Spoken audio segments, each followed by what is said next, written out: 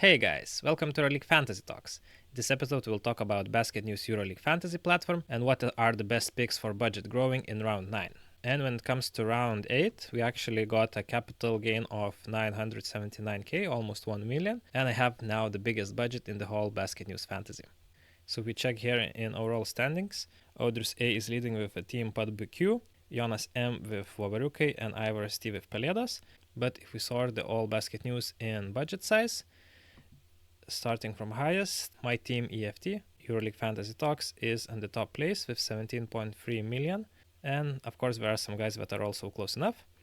But I think we made it with team registered only after round 1 has finished, so from the second round. So let's go and see if we continue growing our budget, but I will for sure give you guys tips on which players will grow in value or which are not so good to pick. So this is my team from round 8 and how much each individual baller gave to our budget. Booker, Carson Edwards, and Darius Thompson gave us the most. Then Mirotic Yantinen also gave a great amount. Vezenkov, calculations were that Vezenkov had to score 22.8 fantasy points, and he obviously didn't because I captained him, but he had 18.7 and therefore he dropped a little bit.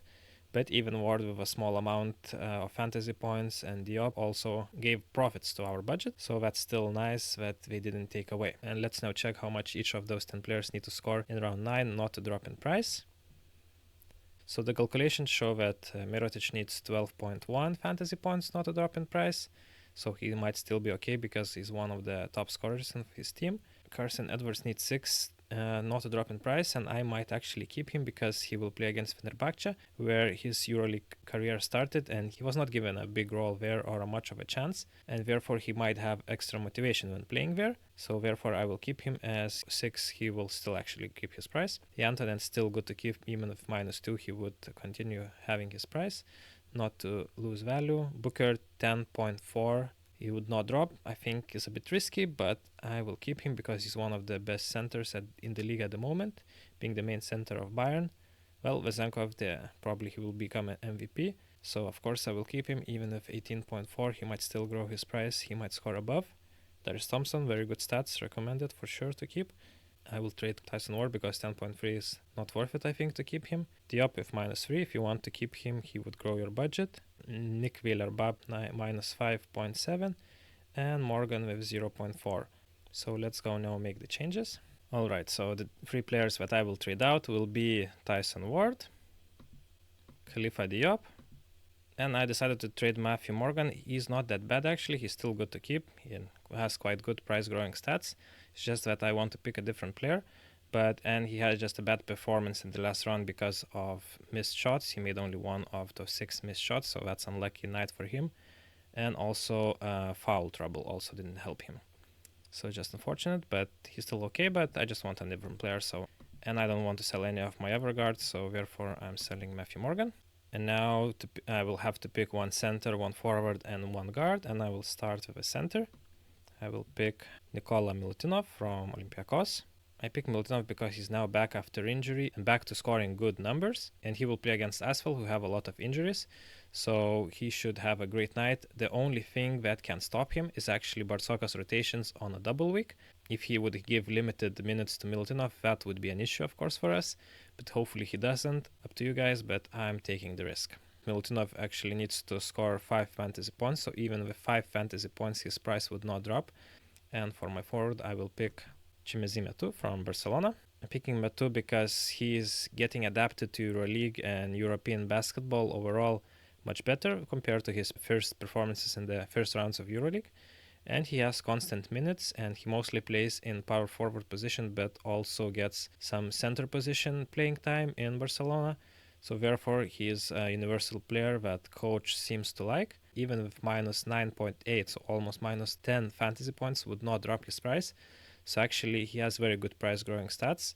So imagine with 10 PIR, his price should grow by a great margin. And for my last player, I will pick a guard, and it will be Devon Hall from Fenerbahce. Depending on how serious Wade Baldwin's injury is, Devon Hall might get even more shots, as he has already a lot of minutes, but if he gets more shots, he has more potential to get us more fantasy points.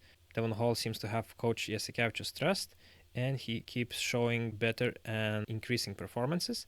Therefore, he is very good to pick now for only 761k. And especially that he will play against rather weak defense of Bayern team, and Fenerbahce will play at home, so it's also an advantage for Devon Hall. And even with -9 fantasy points, Devon Hall would not drop his price. So it's really, I would say, almost no risk in picking Devon Hall, especially if you want to grow your budget. And by picking Matu, we have another player that plays with Jantunen on Wednesday night. When all the other players, it's a lot of teams playing on Tuesday actually. And of course, there is a little bit of risk that Vezenkov might get also limited minutes, the same risk with Milutinov if they would beating Asvel by much. So maybe Vezenkov would play only 20 minutes or so. So there is a bit of risk, but even in those minutes, he's super efficient. So I will go with him as my captain. And let's now check other players that are good to pick for price growing. I had something a little different this time. I made lists of 10 best centers, forwards, and guards for each of these positions. I put 10 best players by fantasy points. So, for example, top 10 players, fantasy points average highest.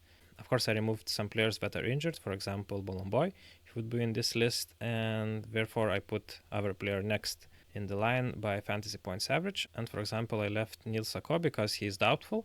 But of course, you guys make sure to do your own investigation if he's injured or not. Of course, I am not able to tell that because I'm recording still in advance before the round starts. But even if you pick him, he doesn't have such great price growing stats. He needs to score 43.2 fantasy points not to drop in price. So I don't think he's worth the risk to keep him. Otherwise, Lesoris has the best fantasy points average and he needs to score 22.9 fantasy points not to drop in price. So maybe not the best option for price growing, but if you're going for him, keep that in mind. Or if you have him already, Devin Booker, as mentioned, 10.4 earlier in the video. Vesely, rather good stats, I think, with 10.9 for being centers, as not so many centers have great stats. Tavares, 24.5.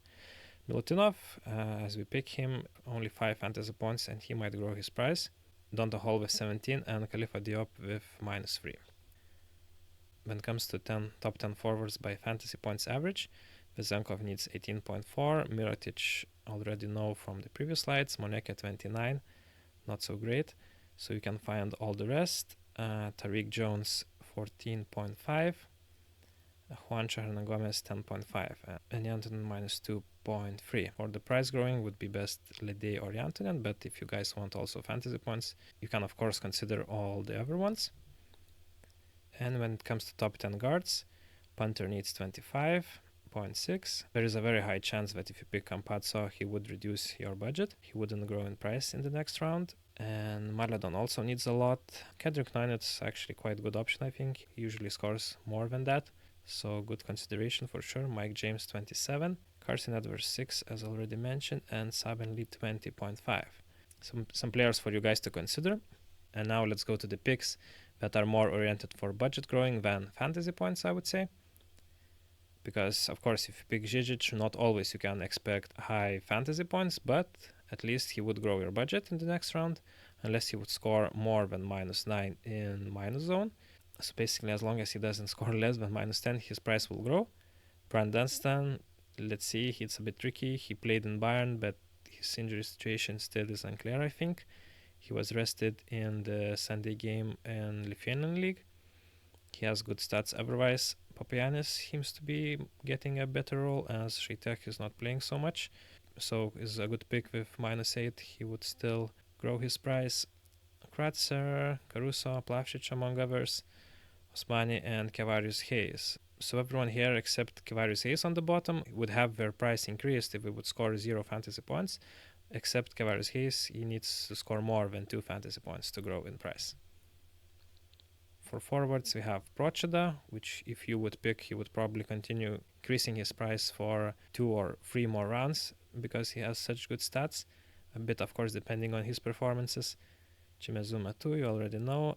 Filip Petrushev is a good pick with -6.8. He would still not lose his price. Les Harris has a bit limited role in Bayern, so be careful of picking him because we are not sure if he will play at all or he will play very limited minutes, although it's a double week, so you never know. Polonara has good stats, but he's a bit inconsistent player, I think. Rebecca and Raymond were not known for very good performance, so even if it shows that they would grow their price with 0 fantasy points performance, but we actually might score less than that, so be careful of picking them because we might end up shrinking your budget. Otherwise, yeah, Anthony Day and all the others I think are good picks, except Elias Harris. And we actually have a great selection of guards to grow your budget, starting from Yakubo Ouattara from Paris, Nando De Colo. But of course, you need to be careful. Sometimes De Colo doesn't play for Paris, as they save him for either the other game in the double week or simply for French League. Devin Hall from Fenerbahce, -9. Payola, -6, would still keep his price. Jokubaitis is a good pick, I think, with -5.1. And Lorenzo Brown, -3.5. Lorenzo sometimes has bad nights, so you never know with Lorenzo. Thomas Walkup is good with -2.8 for sure. And Ivan Fournier is getting better, so I'll definitely consider to pick Fournier. That's all, guys. I hope this information will help to grow your budget on Basket News Fantasy. For more content on EuroLeague Fantasy, please consider liking the video and subscribing to the channel. Thank you for watching, and see you on the next one.